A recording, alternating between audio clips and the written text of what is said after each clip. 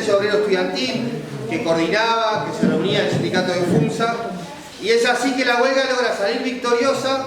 y obtiene todas sus reivindicaciones y, por ejemplo, obtiene un aumento de sueldo del 35% cuando la COPRIN ofrecía solo un 80% de aumento. A lo que voy con este ejemplo es cómo esa propuesta de lucha ofensiva y agresiva daba sus resultados e iba recogiendo cada vez más simpatías en el seno de la misma Convención Nacional de Trabajadores al momento de llegar a la huelga general. Cuando se llega a la huelga general, estos gremios que tenían una práctica de lucha logran sostener con mayor entereza la huelga en el transcurso de los 15 días, a diferencia de otros gremios, por ejemplo el gremio del transporte, donde no había una comunicación entre la dirección del gremio y la base, ya que por ejemplo se había resuelto que cuando se declarara la huelga general, el transporte público primero tenía que empezar la huelga en horas de la tarde para que le diera tiempo en horas de la mañana al resto de los obreros y las obreras de transportarse a la fábrica para poder ocuparla, y por otro lado los ómnibus debían guardarse no en los depósitos de la empresa sino en las fábricas ocupadas para que la represión no pudiera hacerse de ellos y para que los distintos gremios pudieran contar con transporte. Cuestión que no ocurrió porque no había una comunicación entre la dirección y la base, no había mandos medios que articularan esa comunicación. Entonces un gremio vertical y sus dirigentes en el momento de la huelga fallaron, desaparecieron, no tuvieron la altura de circunstancias, hizo que la huelga en el gremio de transporte fuese como la pata más floja durante la huelga general. A lo que voy es contrarrestar las dos formas de organización y la forma de lucha, una sustentada en el poder de decisión en la base de los gremios, donde sí fallaba un dirigente, fallaba un militante, toda la base estaba al tanto de lo que había que hacer y sabía cómo hacerlo, a unos gremios verticalistas donde ante la falla de uno o dos dirigentes la huelga se derrumba. Es así que a medida que van pasando los días, algunos gremios se les empieza a hacer más difícil sostener la huelga y desde la dirección de la CNT se empieza a insistir en la necesidad de levantar la huelga, mientras que otros sindicatos, que son los sindicatos de tendencia, como la misma planta de FUNSA, sostienen la posibilidad y la necesidad de seguir con la huelga o al menos levantarla bajo algunas condiciones concretas, como la libertad de los presos, como que no haya represalias ni expulsados en las distintas fábricas, cuestión que finalmente no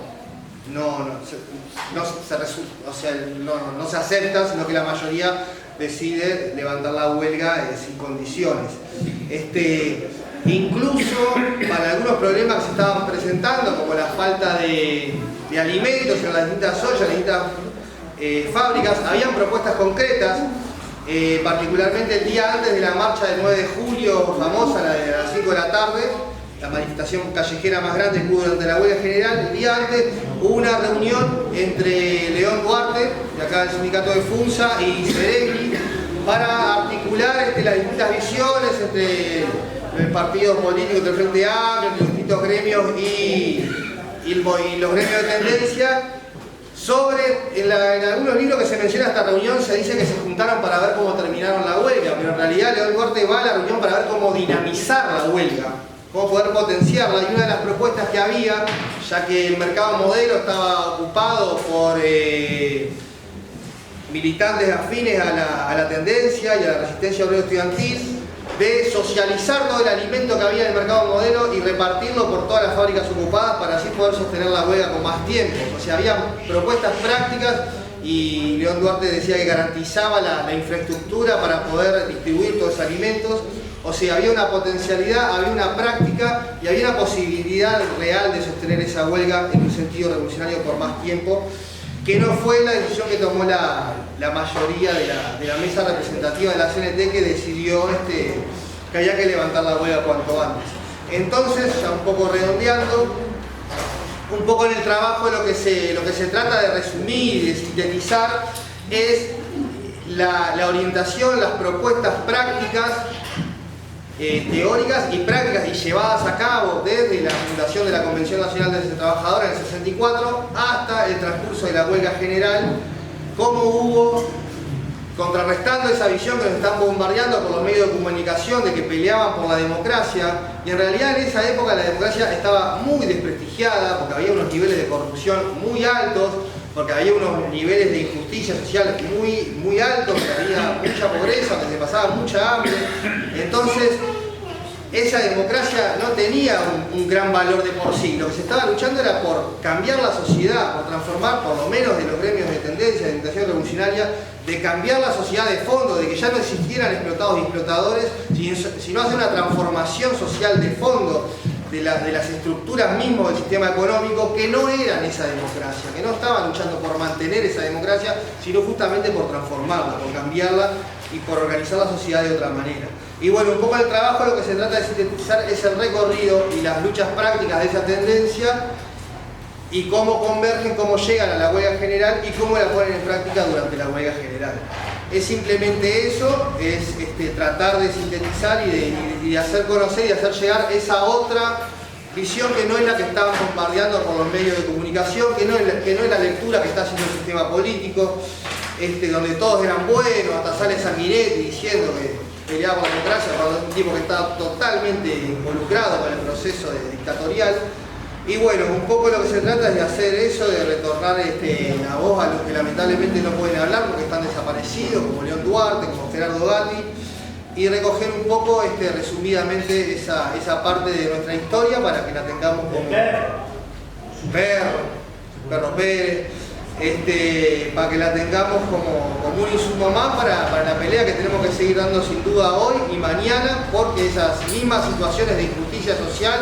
que habían antes del golpe de Estado siguen estando después de la apertura democrática. Es una pelea que no quedó saldada y que bueno, un poco se trata de dar un grano de arena para seguir dando esa pelea. Así que bueno, le paso la palabra acá al compañero.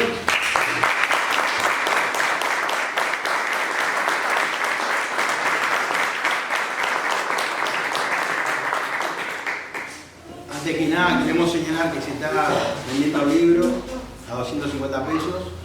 y la cooperativa Sol y Luna de Galpón de Corrales está vendiendo tortas fritas para recaudar fondos. Así que si tienen alguna torta frita, le avisan a María que está por ahí. Ahí está.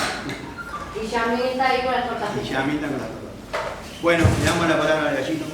Muy bien, muchas gracias por la invitación, compañero. A 50 años del golpe de Estado, yo cuando entré en FUNSA en el año 72, y conociendo a Rocco Duarte, y ya en poco tiempo, con poca experiencia en la militancia, en el año 73, se viene el golpe de Estado, en un gremio con una capacidad de lucha y de compromiso con el movimiento obrero. La verdad que mi experiencia fue impresionante. Además, cuando se dio el golpe de Estado, cuando nosotros entramos en el turno de la mañana, cuando el golpe de Estado se dio en la madrugada, ya se llamó a asamblea con todo el turno de la mañana y con el turno de la noche que se iba. Y ahí se resolvió con unanimidad todo completo la ocupación como estaba establecido ya de años atrás, como decía el compañero, a través de la CNT. Que es una cosa muy importante, la unidad del movimiento obrero y la unanimidad y el compromiso de las corrientes que había dentro del movimiento sindical. Más allá de las grandes discrepancias, más allá de las grandes peleas y discusiones que hubo en el trayectorio y en esos años. Porque sería muy complicado enfrentar una dictadura fascista con un movimiento obrero dividido. ¿Qué hubiese pasado? Porque nosotros dentro de la planta de FUNSA, a pesar de que éramos 2.500 trabajadores, más todo lo que estuviera alrededor, había varias tendencias. Estaba la tendencia del anarcosindicalista, que perteníamos nosotros, de la lista 1, del Rocco Duarte, del Perro, de Poco Romero, de un montón de compañeros. Y estaban los compañeros del Partido Socialista, estaban los compañeros del Partido Comunista. ¿Qué sería nuestra fábrica dividido en esas tres tendencias y adentro peleando? frente a una dictadura fascista que ya venía, como decía el compañero y que dice la historia, con compañeros ya en los cuarteles que habían sido torturados terriblemente. Cuando yo entré a Funza en el año 72, ya Loco Duarte ya estaba detenido en ese momento en el cuartel de San Ramón. Cuando salió a los 15 días, que se hacían paros y movilizaciones y conversaciones para que lo liberaran, cuando llegó acá a Funza, dijo, la cosa viene en serio, lo habían torturado que hasta el día de ese momento jamás había pensado de que podía ser tan salvajemente la parte de los militares en el tema como lo trataron en San Ramón y como lo torturaron. Que después se hizo una asamblea inmensa acá que vinieron políticos, vino Hermes, todo ese tipo de cosas. Y ahí fue que se planteó, lo que yo decía anteriormente, el tema de la ocupación de la FARC. Y cada cual con sus responsabilidades, porque era una ocupación frente a un régimen fascista. No era una ocupación, una huelga general sobre reivindicaciones, sobre compañeros despedidos y nada por eso. Era una cosa de enfrentamiento en defensa de las libertades, en defensa de las instituciones, en defensa de las libertades y en la justicia. Que se sabía muy bien, como el compañero lo relataba anteriormente, de cómo venía haciéndose todo un proceso con las medidas propias de seguridad que le había implantado el Pachecado, con las rebajas salariales